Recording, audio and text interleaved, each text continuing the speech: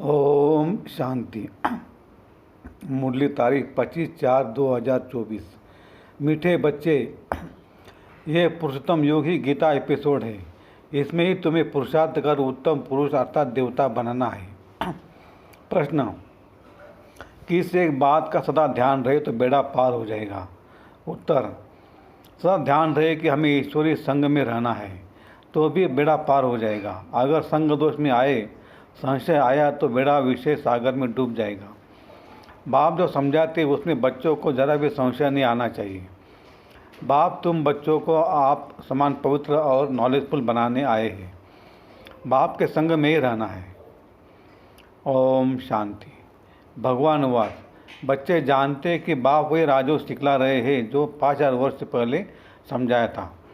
बच्चों को मालूम है, दुनिया को तो मालूम नहीं है, तो फिर पूछना चाहिए गीता का भगवान कब आया? भगवान जो कहते मैं राजोग सिखलाकर तुमको राजाओं का राजा बनाता हूँ, वह गीता एपिसोड कब हुआ था?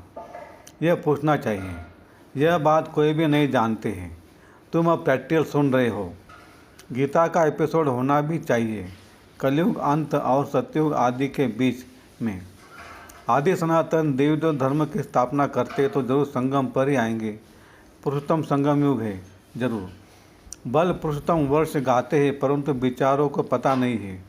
तुम मीठे मीठे बच्चों को मालूम है उत्तम पुरुष बनाने के लिए अर्थात मनुष्य को उत्तम देवता बनाने के लिए बाप आकर पढ़ाते हैं। मनुष्यों में उत्तम पुरुष ये देवताएं लक्ष्मी नारायण है। मनुष्यों को देवता बनाया इस संगम युग पर। देवताएं जरूर सतयुग में ही होते हैं, बाकी सब है कलयुग में।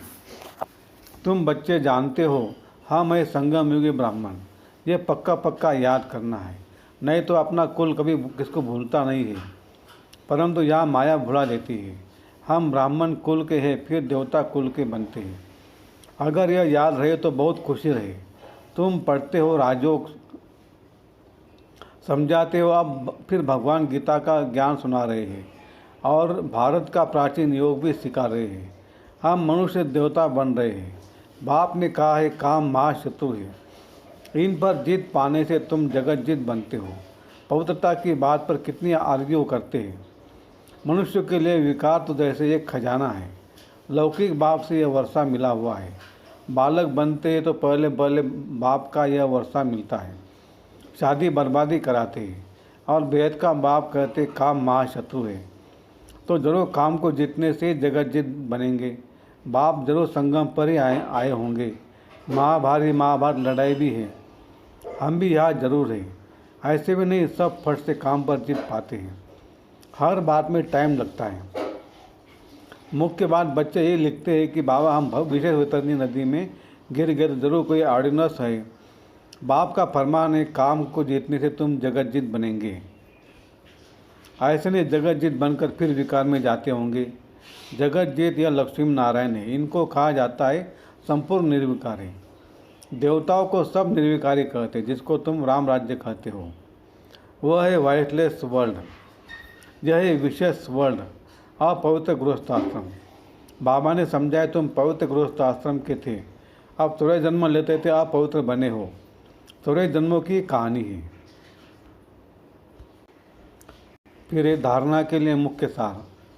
एक, जो बात बीत गई उसका चिंतन नहीं करना है। अब तक जो कुछ पढ़ा उसे भूलना है। एक बाप से सुनना है और अपने ब्राह्मण कुल को सदा याद रखना है। दो, पूरा निश्चय बुद्धि होकर रहना है। किसी भी बात में संशय नहीं उठाना है। ईश्वर संग और पढ़ाई कभी भी मिस नहीं छोड़नी है। वरदान, रूहानी माशूक की आकर्षण में आकर्षित हो। मेहनत से मुक्त होने वाले रूहानी आशिक भव। माशूक अपने खोए हुए आशिकों को देख खुश होते हैं। रूहानी आकर्षण से आकर्षित हो, अपने सच्चे माशूक को जान लिया, पा लिया, यथार्थ ठिकाने पर पहुंच गए। जब ऐसे आशिक आत्माएं इस मोहब्बत की लकीर के अंदर पहुंचती है तो अनेक प्रकार की मेहनत से छूट जाती है, क्योंकि यहाँ ज्ञान सागर के स्नेह की लहरें, शक्ति की लहरें सदा के लिए रिफ्रेश कर देती है।